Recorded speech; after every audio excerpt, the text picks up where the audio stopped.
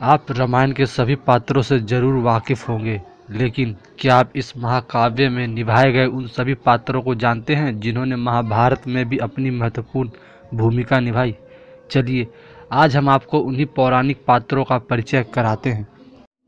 रामायण में प्रमुख भूमिका निभाने वाले भगवान हनुमान महाभारत में महाबली भीम से पांडव के वनवास के समय मिले थे। कई जगह तो यह भी कहा गया है कि भीम और हनुमान दोनों भाई हैं, क्योंकि भीम और हनुमान दोनों ही पवन देव के पुत्र थे। अपने समय के सबसे बड़े ज्ञानी परशुराम को कौन नहीं जानता। माना जाता है कि परशुराम ने 21 बार क्षत्रियों को पृथ्वी से नष्ट कर दिया था। रामायण में उनका वर्णन तब आता है जब राम सीता के स्वयंवर में शिव का धनुष तोड़ते हैं, जबकि महाभारत में वो भीष्म के गुरु बनते हैं तथा एक वक्त भीष्म के साथ भयंकर युद्ध भी करते हैं। इसके अलावा वो महाभारत में कर्ण को भी ज्ञान देते हैं। रामायण में जामवंत का वर्णन राम के प्रमुख सहयोगी के रूप में मिलता है।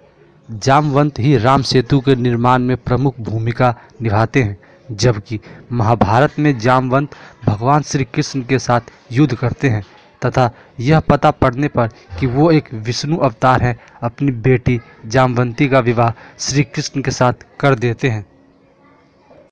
बहुत ही कम लोगों को मालूम होगा कि रावण के ससुर यानी मंदोदरी के पिता मयासुर एक ज्योतिष तथा वास्तुशास्त्र थे। इन्होंने ही महाभारत में युधिष्ठिर के लिए सभा भवन का निर्माण किया, जो मय सभा के नाम से प्रसिद्ध हुआ। इसी सभा के वैभव को देखकर दुर्योधन पांडवों से ईर्ष्या करने लगा था और कहीं न कहीं यही ईर्ष्या महाभारत में युद्ध का कारण बनी। हिंदुओं के एक महान ऋषि महर्षि दुर्वासा रामायण में एक बहुत ही बड़े भविष्यवक्ता थे।